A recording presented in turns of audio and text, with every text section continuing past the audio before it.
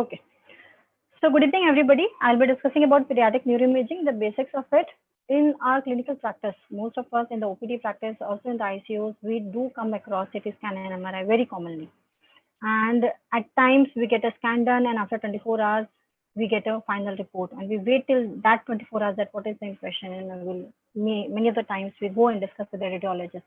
So the whole idea of this presentation will be that we'll be able to now try to look at the structures, try to interpret in clinical context, and then maybe discuss with the radiologist to have the final outcome, discuss about the etiologies and the possible complications. So the whole presentation is about identifying the structures.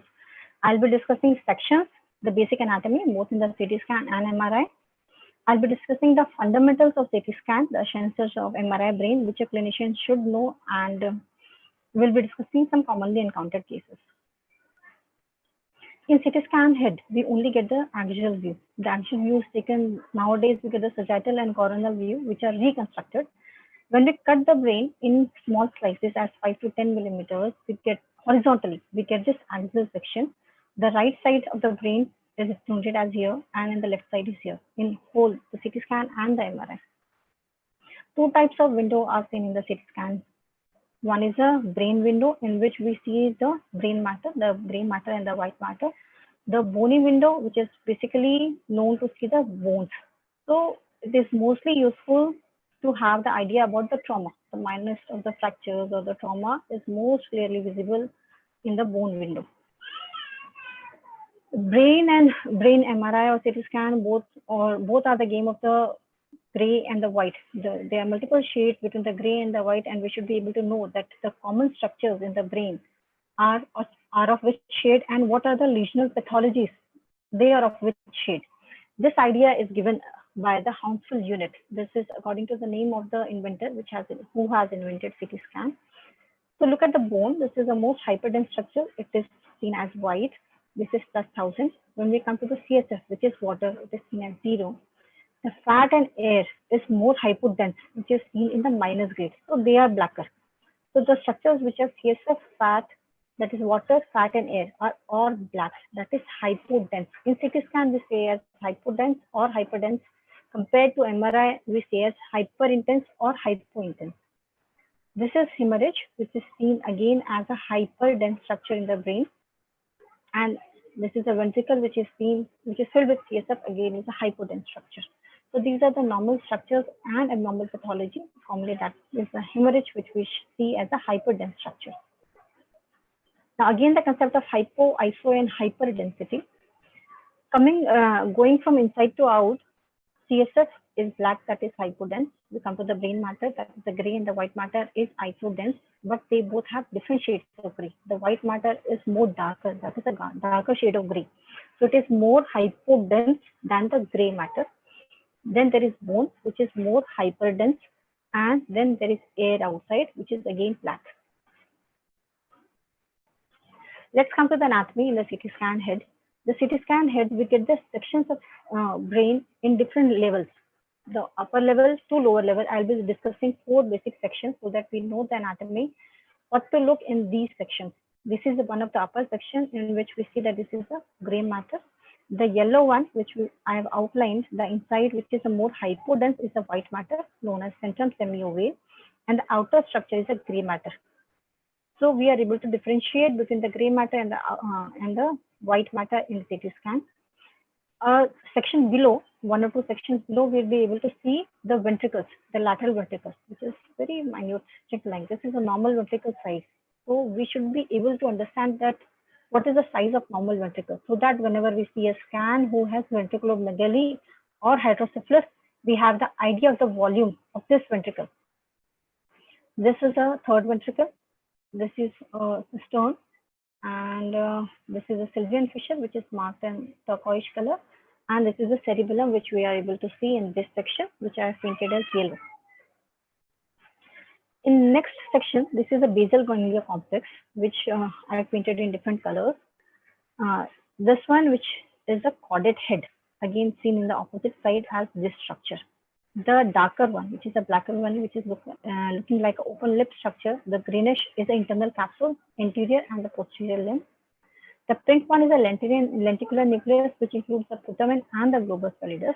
This orange one, which is inside this structure, that is internal to the posterior limb of internal capsule, and in the medial section, the third ventricle comes. This is thalamus, and this structure which we see in between is the vermis of the cerebellum. So part of the cerebellum is seen in different sections. In the previous section, I was able to show you the cerebellar hemisphere. Here, this is the vermis. Now, this is a more lower basal structure, basal section, where we see the temporal lobe, the medial part, the medial temporal lobe. So when we suspect a hippocampal atrophy or hippocampal hyperdensity, we will be able to locate in this place. This is a brainstem pons, which is very clearly visible at this shape. This is the fourth ventricle, and this is again the cerebellum. So contrast, that was the plain CT scan which we were discussing, this one. When we give contrast, all the sinuses are getting brighter. So that is what we call contrast enhanced. So this sinus is, this one is the choroid plexus. Choroid plexus is getting enhanced. This is the cerebral, the subarachnoid space is getting enhanced. This is a normal contrast CT scan. What are the indications? We do specially contrast CT scan when we suspect infection. Suppose a case of meningitis or we suspect a brain abscess, we try to look about the enhancement. When we suspect NCC, that again comes as a infection, we want to look at the enhancement. And for the tumors, we want to look whether that is getting enhanced or not. For any vascular lesions, also contrast scan is done. Now, this was the normal contrast CT scan which we saw. This is again a CT scan, which, if not given an information, will be read as normal CT scan. Suppose I give an information in this that this is an NCCT head, that is a non-contrast CT scan head, and yet again we are able to see this hyperintensities in the parks in the subarachnoid spaces. So what is it? Now we have already discussed that this whitish structure or hyperdense structure can be blood or calcium. In CT scan, apart from bone, only two structures are white, which is hemorrhage and calcium. So what can be there in the? It can be hemorrhage. So this is a subarachnoid hemorrhage. So we should be able to know when we get a report or when we do a scan whether we want to do a CT scan plain or NCCT. And when we read a scan also, we should be knowing that this is a contrast scan or it is a non-contrast scan. Getting a contrast scan-like picture in a non-contrast scan can be confused and read as normal, but the case can be as thick as subarachnoid hemorrhage. So hypodense lesions and hyperdense lesions. What are the hypodense lesions which we see? That's the air, edema in fat.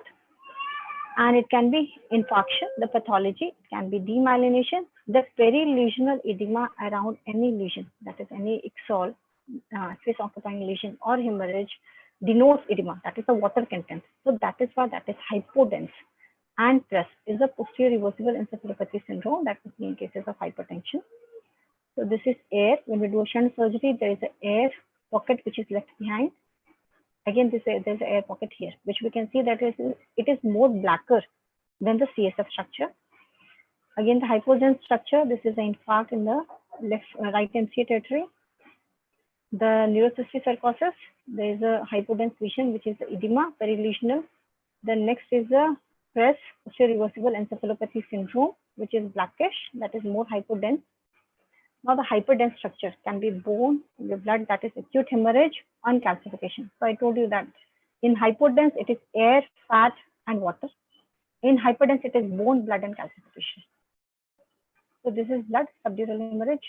This is again intraventricular and subdural hemorrhage. This is a calcified lesion. We see the hypodense lesion around, that is a perilesional edema. This is a basal ganglia calcification. So coming to the common neurological cases. Trauma. In trauma, this is a bony window and this is a brain window. In brain window, it is not very clearly elicitable, and rather we can see more clearly in the bony window that there is a fracture, depressed fracture. All the more clear it is seen in the 3D reconstruction, which is a new modality seen in the CT scan. Clearly a fracture is seen here. So that's the use of 3D reconstruction image, and we can always order and request the radiologist to get it done.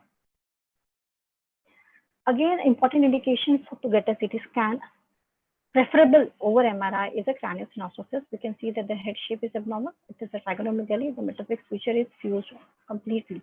So that is craniosynostosis. Coming to the infections, we do get a lot of idea about the CT scan, the brain abscess, the ring enhancing lesions, the basal exudates. We are able to see that the basal systems, that is the corticogeminal system, all the systems are full and it is whitish. This is a contrast image where the contrast is full, that is labeled as basal exudates in tubercular meningitis. In neurocystic sarcosis, we are able to see ring enhancing lesion with the scolex at the side, and the hypodense lesion is a perilesional edema. Here again, we are able to see the structure, the black arrow. This is the temporal horn of the lateral ventricle, which is more dilated. That is an earlier marker of the hydrocephalus. So that means there are pressure changes also getting around. In venous sinus thrombosis, two important signs are there. One is dense cord sign. This is a non-contrast CT scan head, and we can see a contrast-like picture in this sinus. That is the sagittal sinus. That is known as a dense cord sign in a non-contrast head. When we give contrast in these cases, there's a filling defect because there's a thrombus here. So that is known as empty delta sign in contrast enhanced CT scan head. And along with that, we can see that there's an infarct with hemorrhagic transformation. This blackish one is a perilesional edema, which is more hypodense. You can also see that there is some amount of edema here. The perilesional edema has gone here and mild midline shift, though it is not very significant, but yes, over next 24-48 hours, there might be more increase in the edema and there can be a more midline shift. Also in arterial stroke, of course, MRI is a better modality, but if the child has come early and you've got a CT scan done, most of the time it is reported as normal, but there are soft subtle signs which are the early markers of arterial ischemic stroke. Let's come to it. Insula, can you see the structure? This is the insular structure. When you put your hand inside the sylvian fissure and wherever it ends, that area is the external capsule, the insular region. So here it is not visible. So loss of insular ribbon. Loss of gray-white differentiation is there. So these are the early signs that MCA territory on the left side is affected. There is some amount of ischemic lesion there. So that's a soft marker of arterial ischemic stroke. When you do a repeat scan after some time, you'll be able to see a more defined area of infarct in this same site. And it might be easily missed with any radiologist or a neurologist or a pediatrician can miss this and can label as normal. But looking back again to that CT scan, you'll be able to see that these are the soft subtle signs and early signs of arterial ischemic stroke. Hydrocephalus is important. Whenever we see hydrocephalus in CT scan, that is the ventricles are full, we want to define it as obstructive or non-obstructive. So for that, we need to know the normal anatomy. This is a frontal horn of the lateral ventricle. This is the third ventricle. This is again the part of the lateral ventricle. This is the temporal horn of the lateral ventricle, which is the earliest area where the pressure changes are seen. This kidney bean-shaped kind is the fourth ventricle. So in the first figure, we see that the lateral ventricle, the third ventricle is enlarged, but the fourth ventricle is of the same size as the kidney bean type of image. So this is obstructive or non-communicating hydrocephalus. When we come to the next image, in the section below, the third ventricle is ballooned out. It's almost like a balloon, a bulging kind of thing. And the fourth ventricle has also lost its shape and it is again ballooned. The third and fourth ventricle both are ballooned. It's a case of communicating hydrocephalus. In ICU settings, CT scan is done more commonly than MRI. When the child is very sick, ventilated, the child is not that stable to get an MRI done. We have to read CT scan and we should know that what we want to see. In children who are ventilated, has raised ICP, these are the common signs which we see. There is a loss of gray white. We were able to clearly see in this section that gray matter was hypodense and white matter was more hypodense. This differentiation is lost here. It's like it looked like a complete grayish kind of thing. That is a marker of diffuse cerebral edema.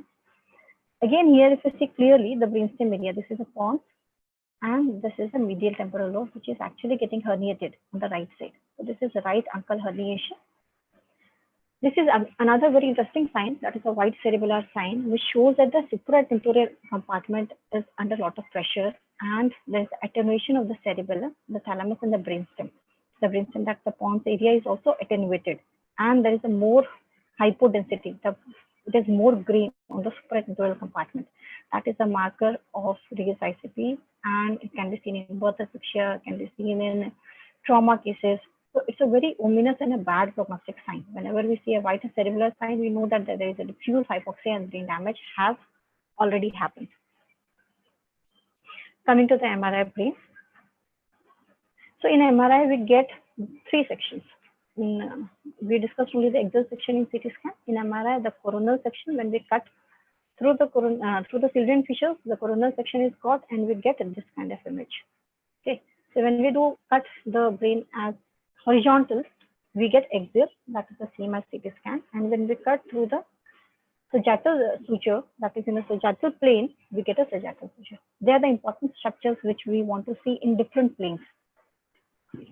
We'll come to that neuroanatomy in the subsequent slides. So what are the sequences? Again, to emphasize that here in MRI, we say as intensity, hypo or hyper intense or hypo intense. In CT scan, we were saying as density. So this one is a T1 in which the gray matter is more gray and white matter looks to be white. Both are gray, but the gray matter looks to be a better kind of gray shade, deeper kind. So we say that the gray is gray, white looks white, but that is also gray, but a whiter shade. So gray is gray, white is white, and CSF is black is a T1 weighted image. The next image, T2, here CSF is white. It's very easy to recognize T2 image, the CSF is white here. And the gray and white sequences change in color.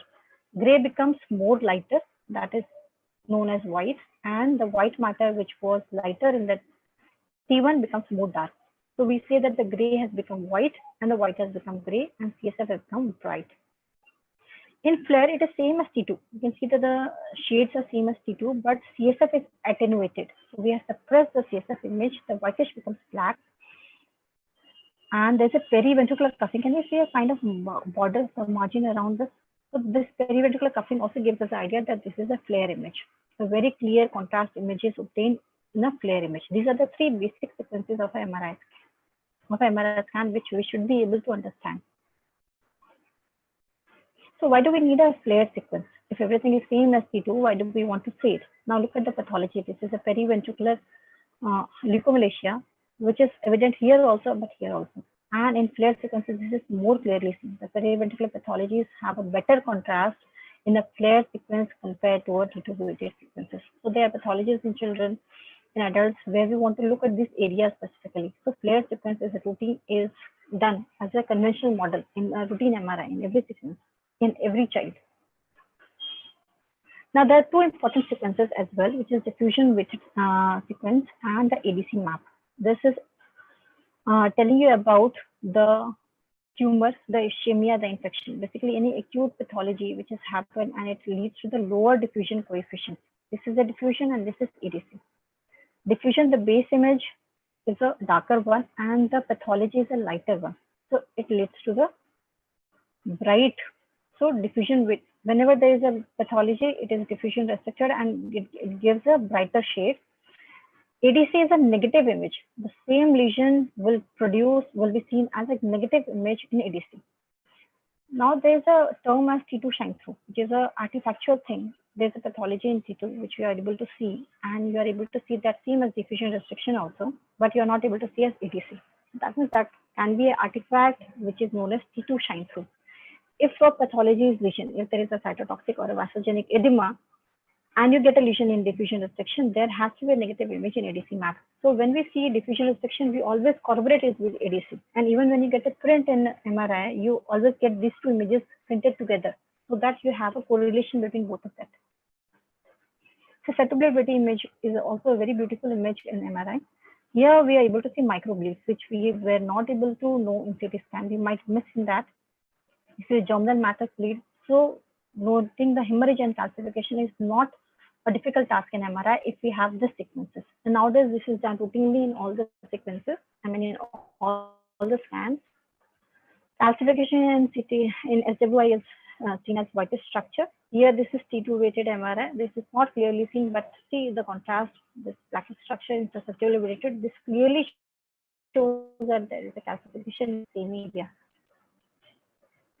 Anatomy in the axial section is same as CT scan. I've already discussed. I'll not cover it. The extra structure is corpus callosum. Whitish structure, which was not clearly seen in CT scan. This is beautifully seen in MRI. This is the genu of the corpus callosum. This is flaring the posterior part. This is the external capsule. So these are the all white matter structures which are very beautifully seen in MRI. In sagittal plane, this hairband kind of structure is the corpus callosum. and this is a brainstem, this is cerebellum. So these are the three structures which we commonly want to see here, and more clearly seen in this plane, the corpus callosum, the brainstem, that is the midbrain, the pons, and the medulla, and the cerebellum. In the coronal plane, this is a cingulate gyrus. There are certain encephalitis like herpes encephalitis where these areas are commonly affected. So we should be able to note that this is a parasagittal area, that is a cingulate gyrus area. This is again the basal ganglia complex, and this is a very important area, that is hippocampus. Whenever we do an epilepsy protocol MRI, these are the areas which are specially screened. The volumetric analysis is done to know that what is the volume of the medial temporal lobe or the hippocampus, to know that there is mesial temporal sclerosis. And the stalk of the brain is again the brainstem. Myelination is important in pediatrics. And here we see the newborn MRI, this one and this image is the first section, and the second image is a matured one. You can see that the T2 weighted images, the role plays have different. In normal MRI T2, we spoke that the white matter is more dark, that is black. What has happened in a newborn, it is almost whitish. So it has become a different kind of pathology in a newborn. It is very difficult to read a newborn MRI unless you repeatedly try to read it or repeatedly try to see it in your practice. This is a T1 which is actually not very clearly visible, but you see with beautiful T1, beautiful gray matter structure you are able to see in a matured brain. So myelination, how it goes? At birth, these are the structures which are myelinated. That is the dorsal brainstem, the posterior thalamus, the posterior limb of internal capsule, the corona radiata central part, the perirolandic area, and the rolandic gyrus. So what is the importance of this? You get an MRI brain of a child and you are able to see plaque which is getting myelinated. So you know that the child has normal myelination, normal maturity. And if you do not see that, then you can say that the child might be having a delayed myelination. Okay, so you need to keep those children in follow-up who have delayed myelination. So always commenting on myelination in a newborn MRI is very important. How it progresses? Bottom to top is a caudal to rostral, from posterior to anterior, and from deep to out, that is central to peripheral. This is how myelination progresses. From 0 to 2 years, this is how it goes. And always T1 signals are getting earlier myelinated. I mean, the myelination is better appreciated in T1 compared to T2, which lags behind around 3 to 6 months. So at 2 years of age, T1 will be as a mature one, but T2 might lag behind with 3 to 6 months of lag. So advantages and disadvantages, I think that's the repetition and we all know about it. I'll just cover the brief. No ionizing radiation. The risk is only of the sedation. Will be time consuming and the sedation is a risk in smaller children. Variable thickness, better contrast resolution, posterior fossa is clearly seen, microbleeds, calcifications. We have special sequences as angiography, venography, functional images are also done. So MRI is a very nice modality to know about the brain structure pathology.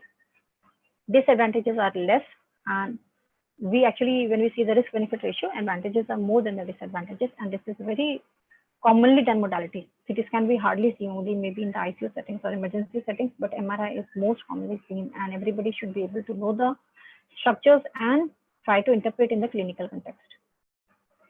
So some cases in MRI. This was a 7-month-old boy who was actually unimmunized for the pneumococcal vaccine. He had fever, seizures, short history for 5 days, altered sensorium. The imaging was done on day 6. This is a diffusion restriction. We can see in fact here, diffusion restricted area. Again, we can see that in T2. There was hemorrhage also. So it was a hemorrhagic kind of encephalitis. This is a SWI image. The contrast enhancement shows that there is a focal cerebritis. So this was a case of meningoencephalitis, and when we did the third nerve, this is a basilar artery and this is the third cranial nerve which was increasing. The child also had third nerve palsy, so there was a cranial neuritis also in that child. So that is how imaging gives us the idea that what pathology is going behind, what is the etiology. The another child is again in fact came with a status epilepticus focal. We could see a Pottwine stain, and then we could suspect that this child probably has a Strach-Weber syndrome. When we did an MRI, we could see that there is some volume restriction kind of thing in the T2 area. When we did MRI contrast, we could see all the vessels, the abnormal angiomatosis. On the left side of the brain, it is completely covering from the frontal to the occipital area and more clearly seen in the coronal section. So these are the abnormal vessels, the angiomatosis, which is the diagnostic of Strach-Weber syndrome.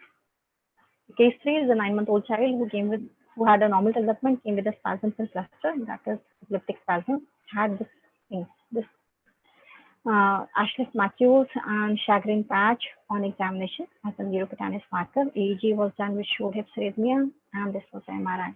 So we first, when we have done that neuro examination, we have to write that leading day in our paper when we do a requisition that these are the neurocutaneous markers, and we do want to see whether the child has tuberous sclerosis or not. And these are the photographs which we are able to see the cortical tubers. This is a diagnostic of tuberous sclerosis, and this completes the diagnosis. Vigabatrin is the drug of choice. It's a 12-year-old boy who came with a fever, headache, long history of 15 days. As you can see, ventriculomegaly. The temporal horns are widened. Here also ventriculomegaly, and no specific area of diffusion restriction here. When we did a contrast scan, we could see that there is a basal exudate, the prepontine. There is a lot of hyperintensity in that area in cistern. In the basal cistern, it is basal exudates are there, diffuse meningeal enhancement is there. So it is a case of tubercular meningitis. Finally, we could do a CT scan and prove that. A 9-year-old boy came with fever for 2 days, which had actually subsided. And after 3 to 4 days of gap, child only had urinary retention. That was the only complaint. No headache, no vomiting, or no other vision complaints. When we did an MRI scan, this is a cervical scan, which we see that the dorsal cord is showing hyperintensity, and it is showing more than 3 segments, 1, 2, 3, 4, 5, around 5 segments. So whenever more than 3 segments is involved, contiguous state is known as LETM, that is longitudinally extensive transverse myelitis. And even in the lower cord, there was a patchy involvement in the lumbar area. There was no contrast enhancement in the third and fourth section. We did MRI brain, though there was no brain symptoms. We did MRI brain, we could see the patchy white matter hyperintensity, both in the subcortical area, in the centrum semiovale, and there was no diffusion restriction, no hemorrhage. So, and optic nerve was also done, which was normal. So, a case who presented with transverse myelitis, a brain scan was also done, optic nerve was also done, because the child is suspected as demyelination. So demyelination is an extensive protocol. Whenever we get a lesion in one area, the other parts like brain, spine, and optic nerve has to be screened, and that has to be a contrast done in those areas. This child was going to be a case of neuromyelitis optica spectrum disorder. In HI, these are the different kind of scans which we see. This is a PVL, better seen in a flared sequence. This is a sequence. This is a T2 sequence, which we see that there's a white matter paucity around the periventricular area, and the ventricles, the shape has also deformed. That is another marker that there is periventricular leukomalacia. These are the big cysts which we see in the gray matter, the cystic leukoencephalomalacia. This is the putamen, which we see that the posterior putamen and thalamus there is a hyperintensity. This is a case of TOM HI. This is the parieto occipital area, which shows the hyperintensity that is seen in the case of hypoglycemic brain injury. And here, this is globus pallidus, which is hyperintense. Normally, it is a darker structure, but it has become hyperintense. The whiter structure is seen in case of connectors. That is the bilirubin encephalopathic cases. So this is a whole spectrum of HI. These are 5 sequences and 5 images. NCC versus tuberculoma very commonly which we encounter. Here the key point is T2 hypointense score. So what is happening in tuberculosis is T2 is showing a hypodense score because of the caseation. In a caseating tuberculoma, because of the caseation, the core has a darker, that is a grayer shade, and the rim has a more hyperintense shade. So T2 hypointense core with hyperintense rim is a marker of tuberculosis, which is not seen in NCC. In NCC, what we see is the CSF kind of fluid. This is a vesicular stage of colloidal stage of NCC, where we see the CSF kind of fluid inside, and the rim has a hypointense rim with a scolex inside, of course. And this whitish structure, that is a hyperintense structure, is the edema. There are other differences between NCC and TB, like on the size, more than 2 millimeter is more than 2 centimeter is TB, irregular margin, thick margin, and there might be basal exudates around the. Clinically, also we have to see that the child is very sick in tubercular meningitis or in tubercular meningitis, but not NCC. In NCC, so clinical context, and there are other markers in NCC versus TB. The most common and important is T2 hypointense score in tuberculoma, which we should be able to identify. We should actually look through in MRI this structure. This is a summary which I have already discussed. I will not go into detail. So blackest in CT scan is CSF, air and fat. Whitish is bone, blood, calcification and tumor. It can be patchy also in tumor. In MRI, gray, that is hyper intense, will be edema. Blackish will be hypo intense, will be calcification. Calcification in T2 will also be a dark, and that is hypo intense. And edema, CSF blood will be all hyper intense, that is white structure in T2. So which investigation to be done in what indication? CT scan head, we discussed trauma, canals, nosophilus, whenever you suspect of hemorrhage in cases of road traffic accident or in a critically sick child. MRI plain head, of course, in every protocol, MRI plain head is done, except in the cases where you preferably do a CT scan. Epilepsy protocol, when you suspect a child has a mesial temporal sclerosis. And contrast study, when you suspect infection, when you suspect tumor, that face occupying lesion or demyelination. Angiography, specifically when you want to look about the arteries, the ischemic stroke, the vasculitis. Venography, when you want to look at the sinuses, in cases of venous sinus thrombosis. So key messages are, we should look at the modality, what you're seeing at the sequences, whether it is plain or contrast. These are the sequences, these are the structures which we look through, so that you do not forget or miss any pathologies. That is gray matter, white matter, ventricle, basal ganglia, brainstem, cerebellum, cord, and the craniovertebral junction also in MRI. And finally, interpret always in clinical context. Getting us just an image without any clinical information is like nothing. So clinical background should always be there. Thank you. I'll be happy to take any questions.